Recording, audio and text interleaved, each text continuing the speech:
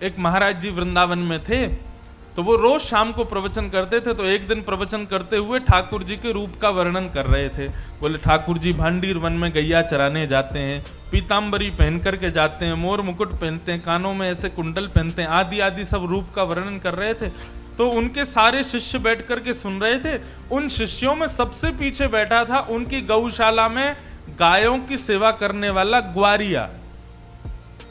और वो ग्वारिया इतना सीधा था, इतना भोला था कि सब लोग उसको प्यार से भोंदू बुलाते थे। क्या बुलाते थे? भोंदू किसको कहते हैं? जो बहुत भोला होता है उसको भोंदू कहा जाता है। तो गुरुदेव तो प्रवचन करते थे, लेकिन भोंदू जो था ना, उसको ऐसा लगता था कि गुरुजी कोई 2-3 हजार साल पुरानी कथा नहीं सुना रहे हैं, शायद रोज ऐसी लीला होती है वृंदावन में और गुरुजी हमारे उसी को सुना रहे हैं। आज जब गुरुजी ने बताया कि भांडीर वन में ठाकुर जी गैया चराने के लिए जाते हैं, भोंदू ने जैसे ही सुना, सुन करके भोंदू को लगा मैं भी तो भांडीर वन जाता हूं गैया चराने। अरे उसी भांडीर वन में मैं भी गैया चराने जाता हूं और गुरुजी बता रहे हैं उसी भांडीर वन में ठाकुर जी गैया चराते हैं, लेकिन मुझको तो कभी दिखे नहीं। शायद मैंने कभी ध्यान नहीं दिया होगा। अब गुरुजी ने बता दिया, अब कल से भांडीर वन जाऊंगा तो वहां खोजूंगा ठाकुर जी भी आते हैं, गुरुजी बता रहे हैं। उसका इतना विश्वास गुरुजी की बात पर कि उसको लगा कि ठाकुर जी आज भी आते हैं भांडीर वन। अगले दिन गैया चराने के लिए भांडीर वन गया, तो भांडीर वन में गैया सब घूमने लगी और वो यत्र तत्र सर्वत्र वृक्षों के नीचे, सघन कुंजों में, जंगलों में जाके ठाकुर जी को खोजने लगा। गुरुजी हमारे झूठ नहीं बोलते, गुरुजी सही बोल रहे हैं, यहीं पर गैया चराने आते हैं ठाकुर जी। अरे मैं ही अभागा हूं, मैं ही ठाकुर जी को नहीं देख पा रहा, लेकिन ठाकुर जी यहीं कहीं होंगे। अब उसका इतना भोलापन, इतना सीधापन, वो सब जगह ढूंढ रहा था ठाकुर जी को, तो ठाकुर जी से रुका नहीं गया। अकेले जान भोंदू को अपने गायों के समूह को लेकर के तभी भोंदू देखता है कि सामने से विशाल गायों का समूह आ रहा है और उस गाय के समूह के मध्य में श्याम वर्ण के पीतांबरी पहने हुए ठाकुर जी उसकी ओर आ रहे हैं। ठाकुर जी को अपनी ओर आते देख भोंदू तो नाचने लगा, निमग्न हो गया, भाव में भर गया।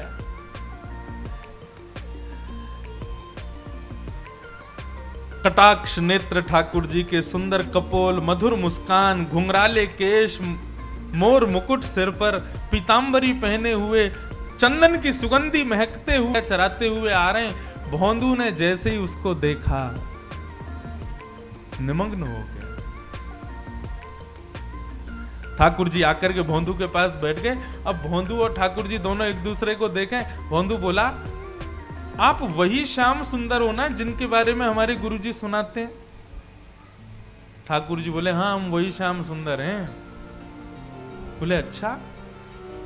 हमारे गुरुजी आपके रूप का वर्णन करते हैं तो लगता है आप कितने सुंदर होंगे, लेकिन आज आपको देख करके ऐसा लग रहा है कि हमारे गुरुजी जो बताते हैं उससे लाख गुना ज्यादा सुंदर हो आप।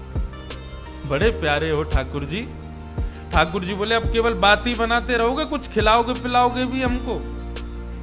भोंदू बोला, आप मेरे हाथ का खाओगे? बोले, हाँ हाँ हम खाएंगे, तुम खिलाओ। तो भोंदू पोटली में बांध के 2-4 रोटी ले गया था, ठाकुर जी के सामने प्रस्तुत कर दी। ठाकुर जी ने प्रेम से पाया। अब सारी रोटी भोंदू की खा गए और फिर भोंदू से बोले, और खिलाओ। भोंदू बोला, ये मैं तो 2 ही रोटी लाया था, इससे ज्यादा मैं खाता नहीं हूं। ठाकुर जी बोले, कल से और रोटी लाना, हमको भूख लगती है। और ठाकुर जी अपनी गैया लेके चले गए, भोंदू अपनी गैया लेके चला गया। भोंदू को लगा ठाकुर जी ऐसे ही आते हैं, सबसे मिलते हैं, वो तो मेरा ही दुर्भाग्य था जो इतने साल बाद मुझको मिले। भोंदू ने आकर के किसी को कुछ नहीं बताया, उसने गुरुजी से भी कोई चर्चा नहीं की।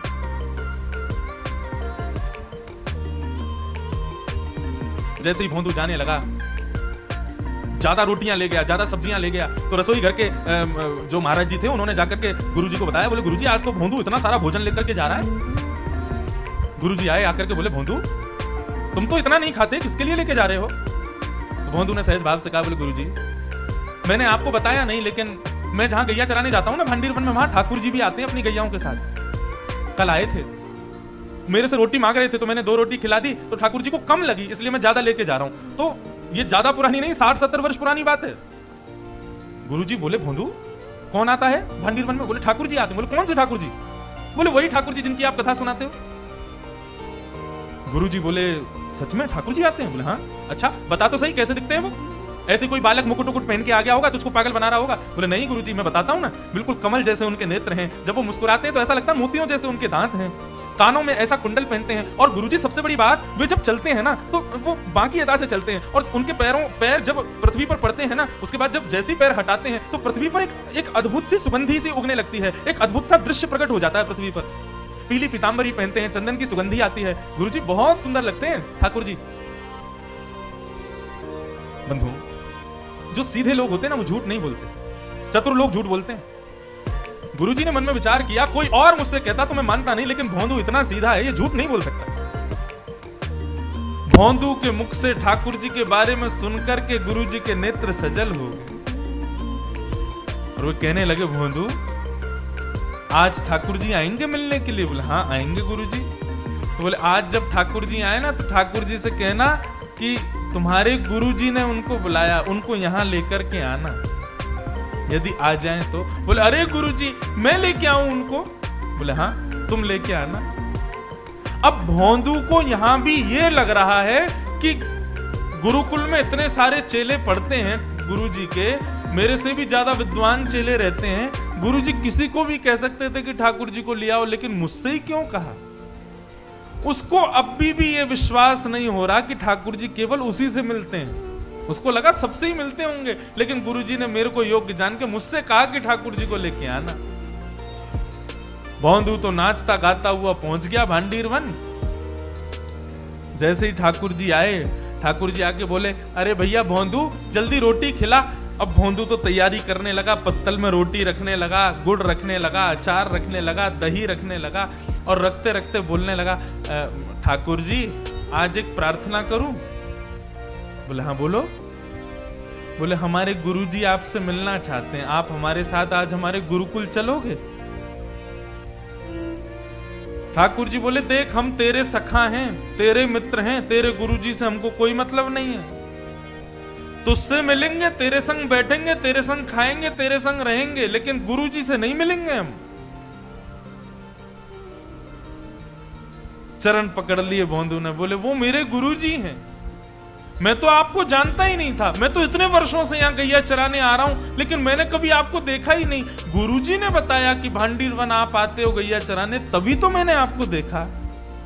जिन गुरुजी ने आपसे मिलवाया, जिन गुरुजी ने आपके बारे में बताया, जिन गुरुजी ने मुझे आपके योग्य बनाया, वो गुरुजी आपको बुला रहे हैं, आप मना मत करो ना, चलो ना मेरे साथ। ठाकुर जी बोले देख भोंदू तू जो कहेगा सब करेंगे, लेकिन ये तेरे अलावा हम किसी से नहीं मिलेंगे, और चाहे तेरे गुरुजी हो चाहे गुरुजी के भी पिताजी हो, हम तुझसे ही मिलेंगे बस। ठाकुर जी रोटी खा रहे थे बढ़िया गुड़ के साथ में, तो भोंदू ने हाथ से रोटी छिना ली, बोले तो ये भी मत खाओ, ये भी गुरुजी की है, और पत्तल भी उठा ली, बोले ये भी छोड़ो, ये भी गुरुजी के यहाँ की बनी है, ये भी क्यों खा रहे हो? और सुनो ठाकुर जी, आपको मुझसे ही मिलना है, मेरे अलावा किसी से नहीं मिलना, तो मेरी भी वचन सुन लीजिए, मुझे इस योग्य गुरुजी ने बनाया, और यदि गुरुजी से आप नहीं मिलोगे तो कल से यहां मत आना, मैं भी आपसे नहीं मिलूंगा। ठाकुर जी बोले तू अभी जानता नहीं है, बड़े बड़े लोग त्रिलोकीनाथ के दर्शन के लिए हिमालय पर जाके तपस्या करते हैं, तब जाके मेरा दर्शन मिलता है, और हम तेरे सामने इतनी सहजता से बैठे, तू कह रहा कल से मिलेगा नहीं? भोंदू बोला मैंने तपस्या नहीं की, मैंने अपने गुरु की सेवा की, तो इसका मतलब ये सिद्ध हो गया कि लोग 1000 वर्ष तपस्या करके आपका दर्शन करते हैं, लेकिन मेरे गुरुजी के चरणों में 1000 वर्षों के समान तपस्या का फल है, मैं उनको प्रणाम करता हूं और उससे मुझे आपके दर्शन हो जाते हैं। ऐसे गुरु को क्यों नहीं मिलोगे आप?